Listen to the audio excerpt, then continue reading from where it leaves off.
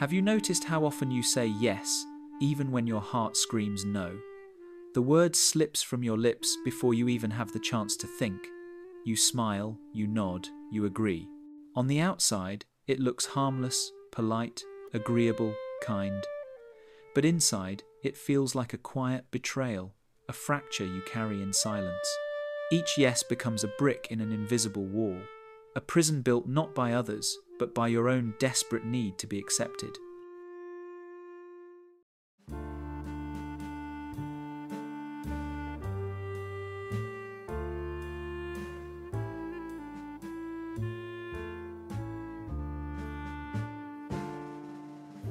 Imagine yourself standing in a crowded room, laughter and voices weaving together like a symphony. People turn to you with gratitude. You're amazing, they say. You're always there for everyone. They don't see the heaviness pressing down on your chest, the way your jaw aches from smiling, the exhaustion pooling in your bones. To them, you are the dependable one, the giver, the person who makes life easier. To you, you are the person slowly disappearing, piece by piece, under the weight of your own compliance. Think back to the last time you wanted to refuse but couldn't. Maybe it was a friend asking for a favor when your own world was already on fire. Maybe it was your partner, your boss, your family, each tugging at the threads of your energy. You said yes, because the thought of letting them down filled you with dread. Neuroscience calls this rejection sensitivity, a hyperactivation of the amygdala when you sense disapproval. Your nervous system fires as if you're in danger, because, to the pleaser self, conflict feels like annihilation. The brain is wired to crave belonging, and so your no dies on your tongue before it's even born.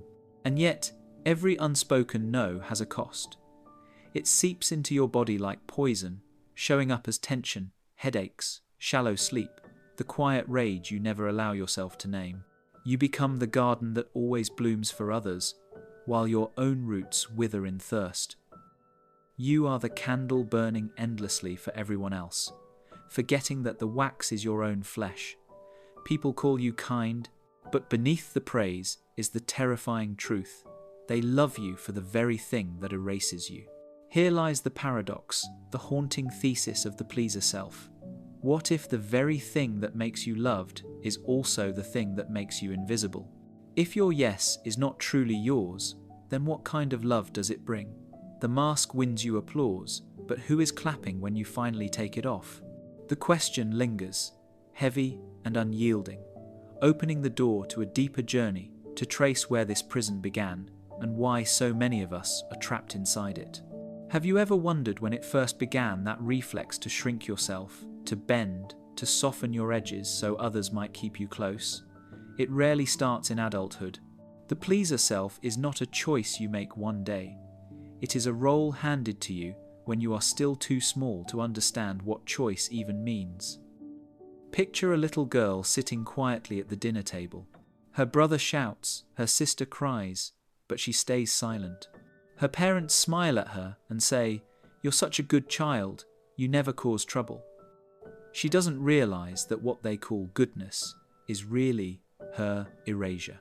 Or imagine a little boy who falls on the playground, knees scraped and bleeding, tears sting his eyes, but he sees his father's disapproval.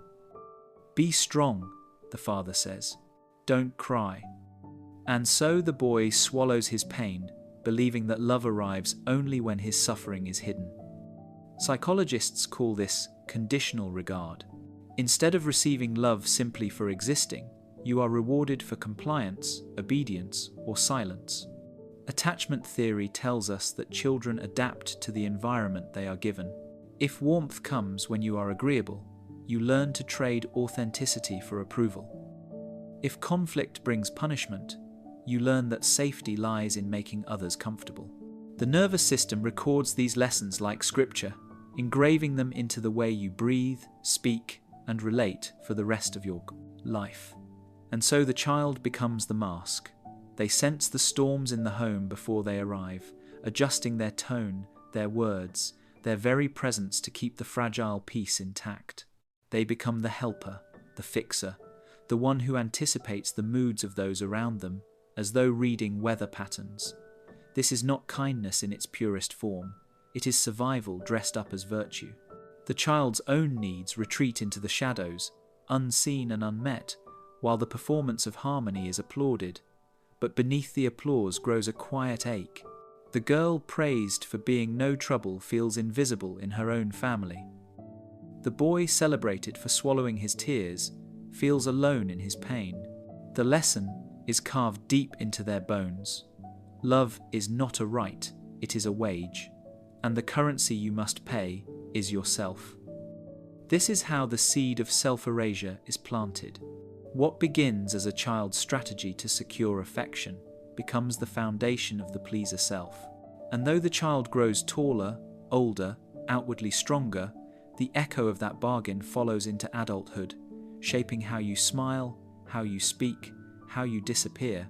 The mask you wear as an adult is stitched from the fabric of your childhood, and it is here that the shadow first begins to take shape, waiting to follow you into every room you enter. What happens to a child who learns that love must be earned? They do not shed that lesson when they grow taller, when they leave the house, when they step into adulthood. Instead, it hardens into something else, a mask, polished and perfected, so convincing that even you begin to believe it is who you are. You become the smiling shadow, the person who is endlessly agreeable, admired for reliability, praised for being the one everyone can count on. At work, you're the one who stays late, who volunteers for the extra project, who apologizes for mistakes that aren't yours. In friendships, you're the one who says yes to plans even when exhaustion pulls at your fans. Body. In love, you anticipate needs before they're spoken, shaping yourself into the partner who never demands too much. From the outside, it looks like generosity. From the inside, it feels like disappearing. There's a woman who spends her evenings listening to friends' problems, always patient, always gentle, but who has no one she feels safe enough to burden with her own struggles. There's a man who apologizes for speaking too loudly in a meeting, for sending an email too late, for existing in a way that might inconvenience someone else. These are not isolated moments. They are symptoms of a deeper fear. The fear that rejection will come the moment you stop performing harmony. Psychologists describe this as the fawn response, a survival strategy where your nervous system chooses compliance over confrontation. The same cortisol that once flooded your childhood body when conflict arose now surges at the thought of disappointing someone you love. Neuroscience shows how the brain's reward centers light up with approval, how the body learns to chase that fleeting sense of safety, even at the cost of your own truth. The mask becomes your oxygen mask, except the air it gives you is laced with resentment. And resentment does grow, silently, like a shadow monster kept in a locked room. You feel it in the tightness of your chest when you say yes to a dinner you dread. You feel it in the silent fury when your boundaries are crossed and you smile anyway. You feel it in the hollow fatigue after a day of performing, when you collapse into bed not knowing what you truly want, only what others expected of you. This is the paradox of the pleaser self. The more you give, the more you vanish. The more you are loved for your mask, the less anyone sees your face. And so you live in the tension between gratitude and emptiness, praised for a role that starves your soul. But masks are not built in isolation. They are sustained by something larger, by society itself, a world that applauds your endless yes. And it is here, in that cultural applause, that the trap deepens. Why does a single word yes feel safer than the truth of what you actually want? The answer lies not only in your past, but in the architecture of your brain itself. Human beings are wired for belonging. From the moment you are born, survival depends on connection. A baby left unattended cannot feed itself, cannot protect itself, cannot live. Evolution carved this dependency into your nervous system, teaching your body that acceptance is life and rejection is death. Attachment theory explains how this ancient survival code unfolds. When caregivers respond with consistency, You develop secure attachment, a sense that the world will hold you even if you stumble. But if love comes only when you perform, if affection is withdrawn when you cry too loud or resist too much, you learn an anxious, preoccupied style of bonding. You become hyper-attuned to others' moods, forever scanning the room like a radar, terrified of abandonment. Your nervous system cannot rest until everyone is pleased. Neuroscience confirms what you feel in your body. Studies show that when you anticipate rejection, your amygdala, the brain's alarm system, lights up as if you are facing physical danger. Cortisol floods your bloodstream, raising your heart rate, tightening your muscles, preparing you to fight for safety. But instead of fighting, your body chooses the fawn response. Fawning is the lesser-known cousin of fight, flight, or freeze. It is submission disguised as kindness, compliance masquerading as harmony. You smile, you agree, you soften your voice, not because you want to, but because your nervous system believes it is the only way to survive. And yet, there is another chemical at play, dopamine. Every time your efforts are met with approval, every time someone praises you for being helpful or dependable, your brain releases this feel-good neurotransmitter. The face meta, praise feels like a hit of oxygen in a suffocating room. But it is fleeting, and so you chase it again and again, saying yes even when it costs you peace. What once was a survival strategy becomes a neurochemical loop, fear of rejection on one side, the addictive high of approval on the other. Social neuroscience reveals the paradox. The same wiring that allows you to bond, to love, to cooperate is the wiring that enslaves you when misused. For the pleaser self, belonging becomes a chain, and the quest for safety becomes the very reason you feel unsafe in your own skin. You are not weak for this, you are human, but without awareness, your biology becomes your prison. And so, you keep bending, smiling, yielding, until one day you realize that the mask you wear is not just protecting you, it is consuming you. This is the dark turn, where harmony transforms into harm, and the shadow of endless yes begins to swallow the light of who you are. What begins as kindness eventually curdles into something darker. The pleaser self, born from a desire to keep peace, slowly poisons the very soul it was meant to protect. At first, it looks noble to give without pause, to bend without breaking, to be the one who carries the weight so others don't have to. But the cost is hidden, and it grows silently, like rot beneath polished wood. You say yes because you fear conflict, but every yes you whisper against your own will plants a seed of quiet resentment. That resentment doesn't erupt like a storm, it seeps, drop by drop, into your bloodstream. You feel it in the sharp edge of your sighs, in the way your chest tightens when someone thanks you for something you never wanted to do. You bury it under more smiles, more apologies, more assurances that you are fine. But a buried wound does not heal, it festers. Imagine a garden, green and blooming to every passerby. From a distance, it looks alive, even beautiful. Yet beneath the soil, the roots are brittle, starved of water, gasping for nourishment that never comes. This is the pleaser's life. Outward harmony masking inner depletion. Or picture a candle burning bright, illuminating the darkness for everyone else, but consuming its own body in the process. The more you shine for others, the less of you remains. Psychologists call this emotional burnout. Your nervous system, once calibrated for survival, now runs on overdrive. Cortisol levels remain high, sleep grows restless, the body aches in ways you cannot explain, and emotionally, you drift into the shadow passive aggressiveness, irritability, or numbness that feels like a slow death of the self. You promised the world endless harmony, but in the silence of your own heart, you are screaming. There is also a deeper paradox, a cruel one. In your quest to be loved, you become invisible. By saying yes to everyone else, you are saying the loudest no to yourself. The mask of endless agreement wins applause, but applause is not intimacy. People admire the role you play, not the person you are.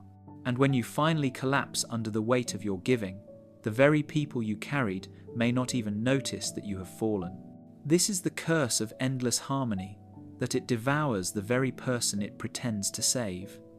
It promises belonging, yet delivers loneliness. It offers peace, yet leaves you at war with yourself. And so the question becomes unavoidable. Why does the world reward this self-erasure? To answer that, we must step into the realm of culture and society and examine how the myth of the good person keeps the pleaser bound in chains.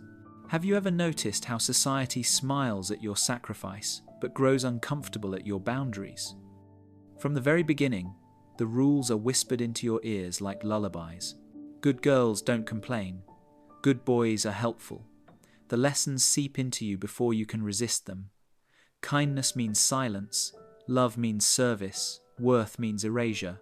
And as you grow, those lessons are reinforced not only by family, but by the world itself, applauding every time you place someone else above yourself. Consider the workplace. The one who stays late, who answers emails at midnight, who burns weekends at the altar of productivity, is praised as dedicated, loyal, indispensable. Yet beneath the praise lies a quiet exploitation. Your inability to say no becomes a resource others depend on. Or look at relationships, where romantic myths glorify selfless love. The idea that to be a worthy partner you must give endlessly, even to the point of exhaustion. You learn to equate sacrifice with devotion, obedience with virtue.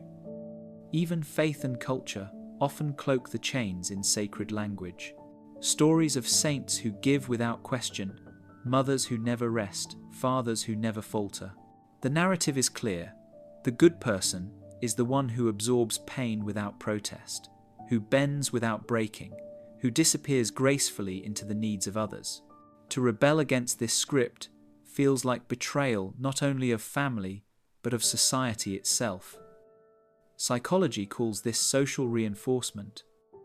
Behaviors rewarded by external approval become etched deeper into your identity. Neuroscience reveals how dopamine cements these patterns, each complement a chemical signal urging you to repeat the performance. Over time, you begin to confuse applause for love, admiration for intimacy, usefulness for worth. You are not only wearing a mask, you are being crowned for it.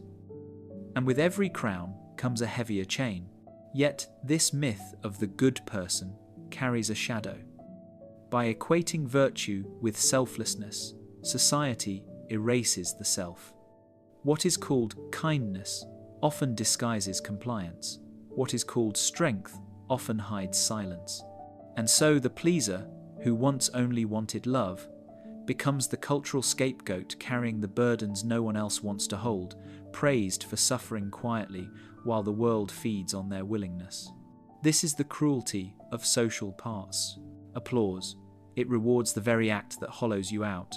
It convinces you that disappearing is noble, that exhaustion is admirable, that breaking yourself for others is the highest form of love.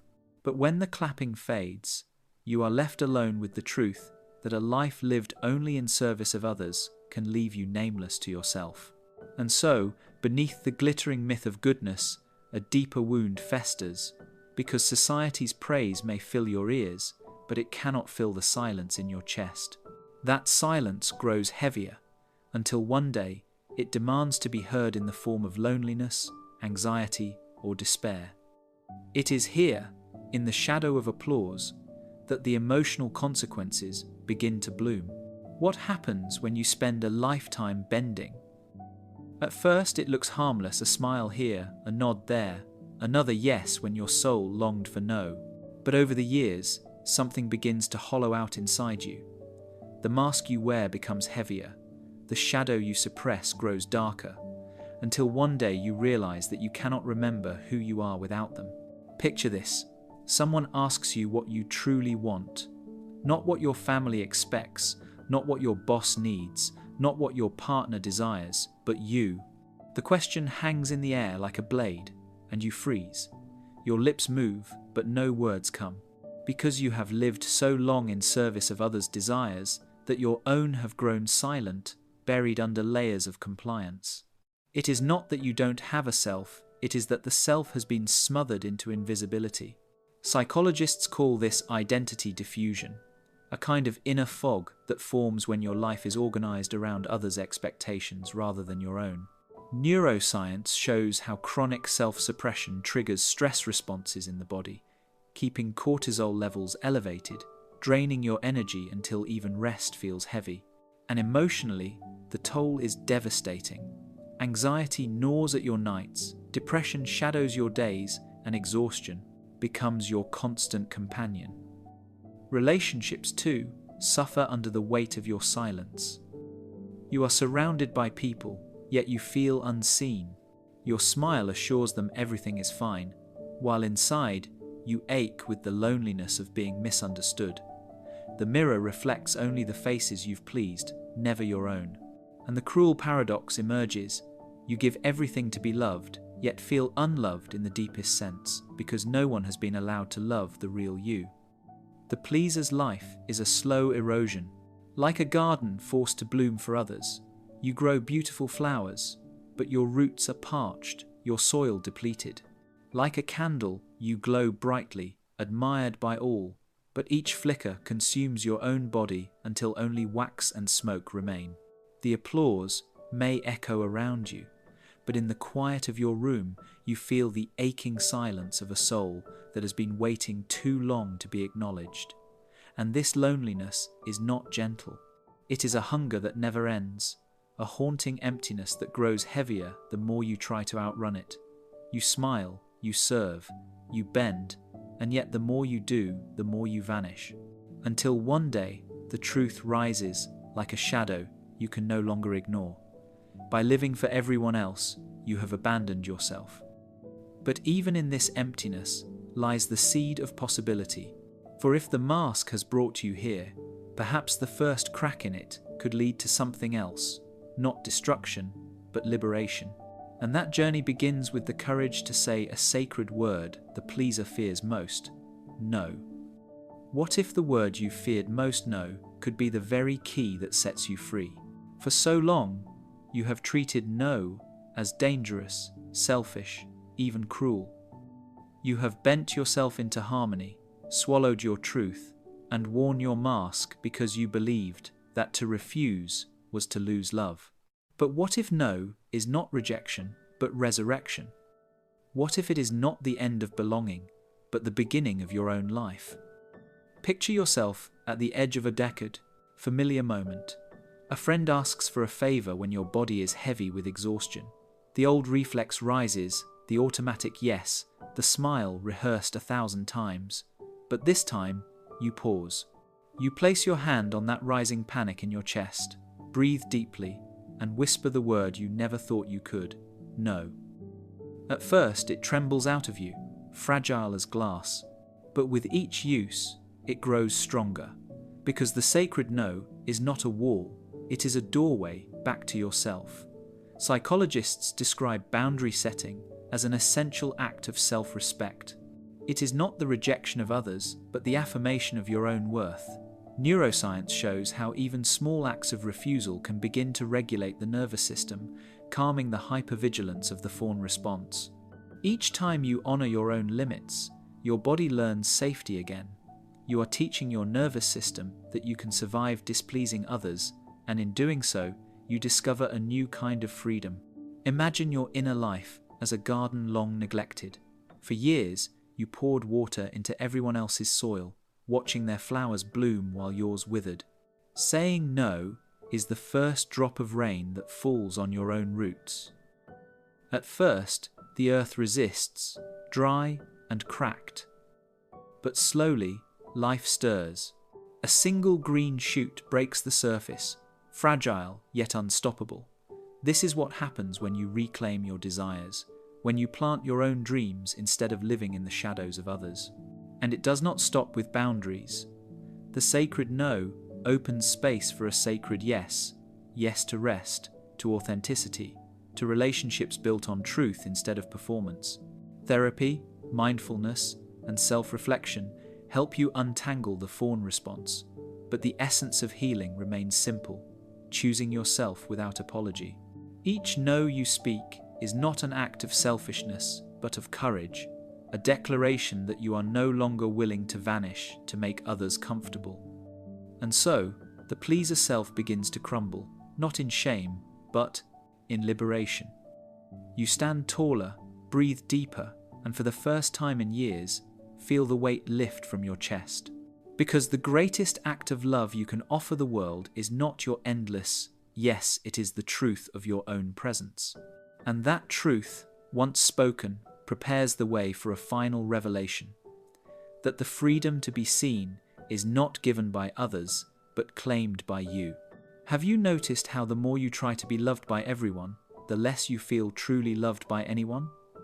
This is the paradox of the pleaser self. You spend years polishing the mask, softening your voice, shaping your body and spirit into something acceptable, something easy, something convenient.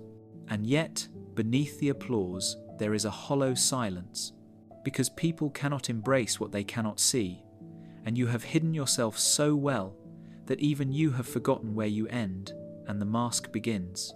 Nietzsche once wrote that to become who you are is the greatest task, not who others believe you should be, not the shadow cast by their expectations, but the raw, unfiltered self that exists beyond performance. The pleaser lives in opposition to this truth, always bending, always curving, until their own outline disappears. But what if the courage to be authentic, to let your no be as sacred as your yes, is the only path toward real love? Think of Jung's vision of the shadow, the parts of you buried in darkness, waiting for acknowledgement.